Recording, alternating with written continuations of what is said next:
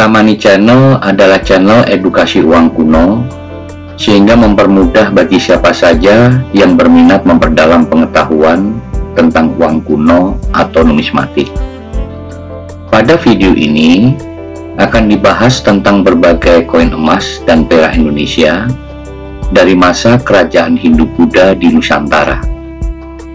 Berdasarkan pada inskripsi yang berhasil ditemukan, yaitu prasasti Bulai yang berangkat tahun 782 Saka yang ditemukan di Ungaran, Semarang, menyatakan bahwa koin Indonesia pertama kali dicetak sekitar tahun 750-800 Masehi, yaitu pada masa Kerajaan Mataram kuno, tepatnya masa dinasti Sailendra yang berpusat di Jawa Tengah. Koin-koin tersebut dicetak dari bahan emas dan juga berbahan perak. Berdasarkan prasasti Bulai yang ditemukan tersebut, berisi tentang pelunasan hutang piutang, dan di prasasti Bulai tersebut menunjukkan standar untuk berat dan nilai mata uang pada waktu itu adalah satuan massa disingkat dengan ma, mempunyai berat standar 2,4 gram. Kemudian satuan ata dengan berat 1,2 gram, yaitu setengah berat dari satuan massa, sehingga sebutan lain ata yaitu setengah massa, atau mempunyai nilai 2 kupang yang disingkat 2 ku, yang mana satuan kupang mempunyai berat setengahnya dari berat ata, yaitu seperempat beratnya dari massa, sehingga satuan kupang disebut juga seperempat massa. Koin-koin emas dan perak yang dicetak pada zaman Kerajaan Mataram kuno, tepatnya masa dinasti Sailendra tersebut, mempunyai bentuk yang sangat kecil. Koin emasnya berbentuk kotak, di mana koin dengan satuan terbesar massa yang berukuran hanya 6 mm kali 6 sampai dengan 7 mm saja. Bisa dilihat di layar, pada bagian depan terdapat huruf ta, yaitu huruf Dewanagari, ta singkatan dari tahil. Dan di bagian belakang koin terdapat lekukan ke dalam yang terbagi dalam 2 bagian. Masing-masing terdapat semacam bulatan. Dalam istilah numismatik, pola desain seperti ini dinamakan sesame seed pattern. Sedangkan koin perak massa mempunyai diameter antara 9 sampai dengan 10 mm.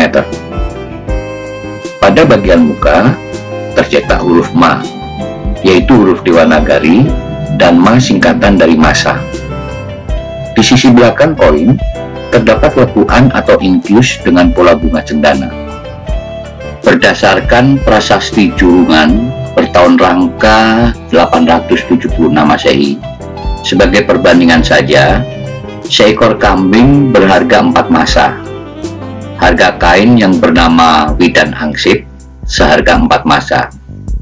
Harga seekor kerbau dewasa antara 9 hingga 10 massa. Dalam perkembangannya, Kerajaan Mataram kuno memperluas wilayahnya sampai ke Jawa Timur. Pelabuhan-pelabuhan di Jawa Timur seperti Pelabuhan Tuban, Gresik, dan Surabaya banyak didatangi para pedagang dari mancanegara, terutama para pedagang Cina.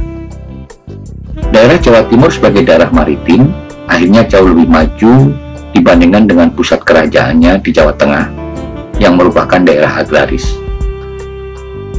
Sejak masa dinasti Tang, sudah banyak orang-orang Cina berdatangan di Tanah Jawa untuk melakukan perdagangan. Mereka membawa mata uang sendiri yang disebut cash atau kaisa, atau ada yang menyebut kasi, dan ada juga yang menyebutnya picis atau pitis. Tapi orang Jawa menyebutnya sebagai kepeng. Dengan ciri-ciri terdapat lubang segi 4 di tengahnya. Koin Cina tersebut lambat laun dapat diterima sebagai alat pembayaran yang sah.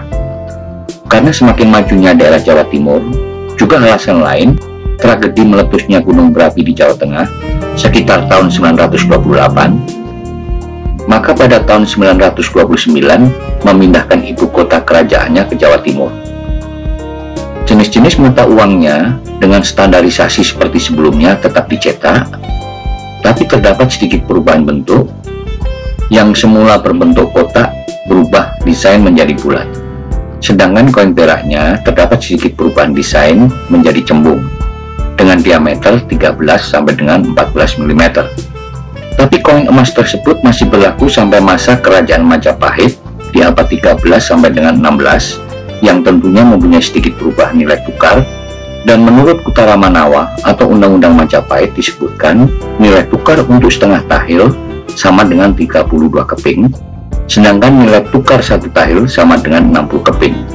Pada masa dinasti Song, yaitu periode tahun 960 sampai dengan 1279, merupakan puncak-puncaknya perekonomian Cina, dan semakin banyak pedagang-pedagang Cina datang ke tanah Jawa, khususnya Jawa Timur.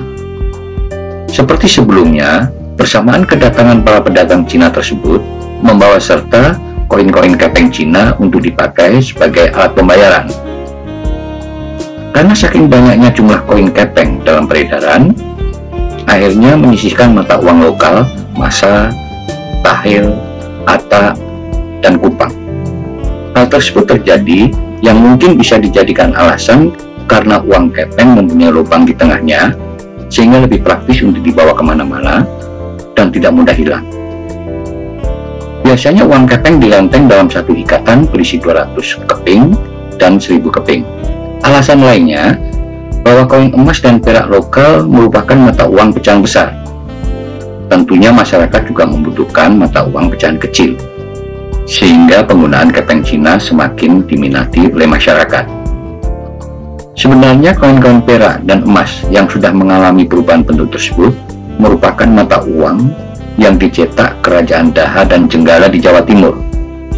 Tapi, karena Kerajaan Majapahit pada waktu itu merupakan kerajaan besar di Asia Tenggara, maka banyak dari kita yang sudah terlanjur salah kaprah menyebutnya sebagai koin emas dan perak Majapahit. Padahal sejak berdirinya Majapahit, mata uang yang digunakan adalah koin-koin kepeng Cina. Demikian ulasan mata uang perak dan emas pada masa Kerajaan Hindu-Buddha di Nusantara. Semoga informasi ini bisa menambah wawasan dan pengetahuan tentang mata uang pada zaman Kerajaan Hindu-Buddha di Nusantara. Semoga bermanfaat. Terima kasih.